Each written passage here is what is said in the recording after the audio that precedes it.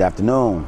Let's talk about the Oakland Bayhawks and the ABA. The ABA has a long history, especially here in Oakland. It was a team here that played in the 60s, and they actually won a championship as well, called the Oakland Oaks. And some of the players, they still live here in Oakland as well, and they're part of Oakland's history.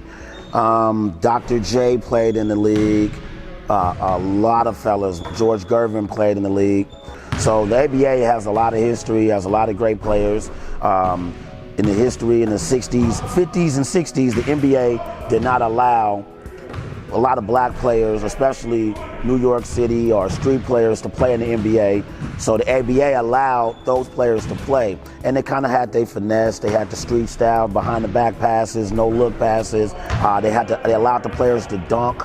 So at that point, the ABA was competing with the NBA. So the NBA got smart and said, okay, well, we'll take your best players and we'll merge them. And then that's how the NBA and the ABA kind of merged. So we'll fast forward to 1999.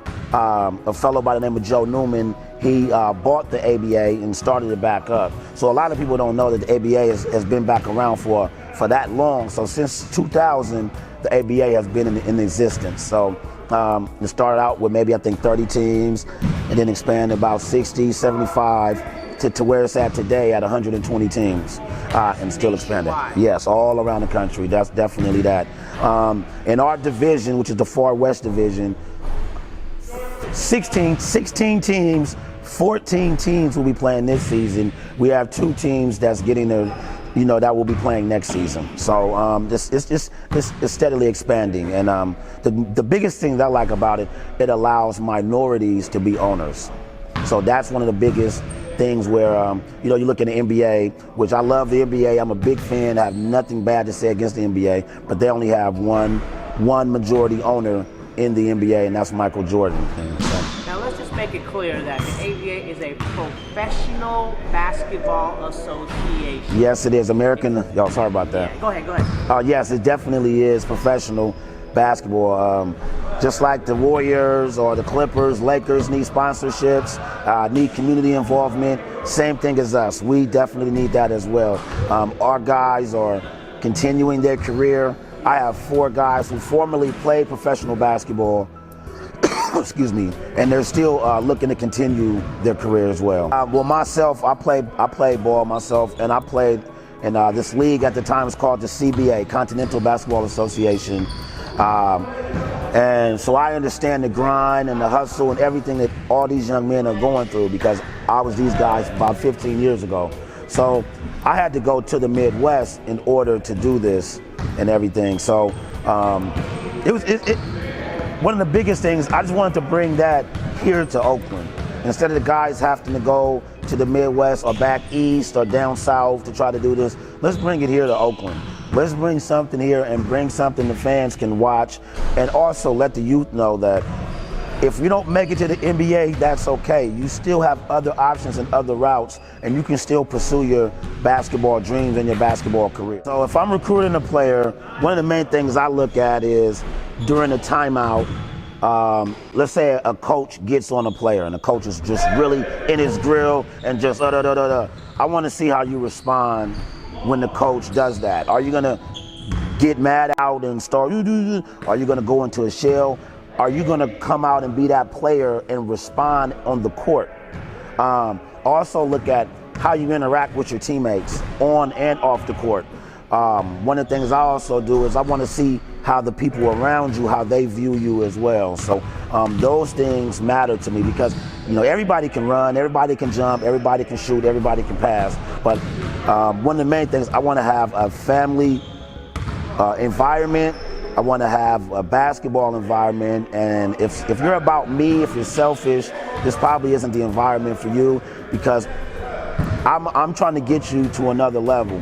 And if you're selfish and you're not willing to be a sacrifice to be a team player, then nobody's going to put money behind you anyways. So that's one of the main things. That's what people don't get. Like, it's more than just basketball when you're trying to be a professional player. You have to be marketable on and off the court.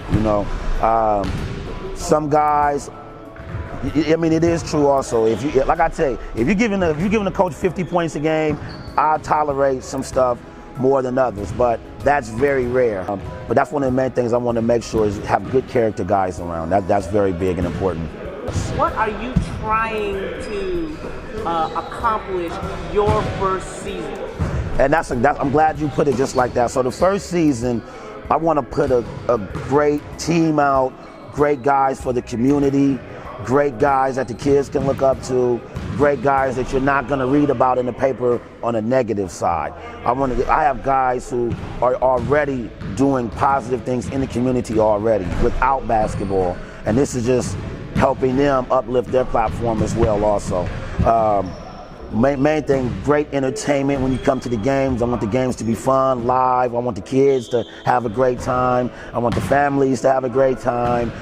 And also on the court, I want to put out there the best basketball that we can have right now. And Oakland definitely, and the Bay Area, has a lot of talent. And that's what we have as well too. So I'm looking to compete in this league. And we have a very, very competitive league. We have 2 teams that probably will be ranked at the beginning of the season in the country, ranked in the country.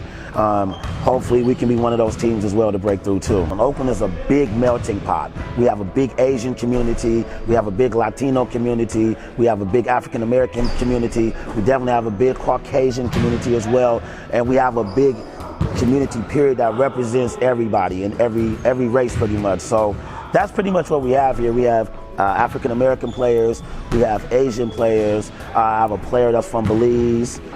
Yeah, that's pretty much it. And one of the main things that I like too, we have good character guys. We have 2 players that's working on becoming pastors. Now that's rare that you find that. And these young men are really, really doing the right things, and they're living that life. I really admire both of them and really, really support what they're doing. They're really great guys, and that's what makes this great when you meet people like that. You know, they still living their basketball dream, but they have something bigger that they're living for. So I'm just happy to be a part of what they're trying to do as well. So we have our first home opener November 19th, 5 p.m. right here at Golden Gate Recreation Center. We are not selling tickets at the game, so you have to go to oaklandbayhawks.com.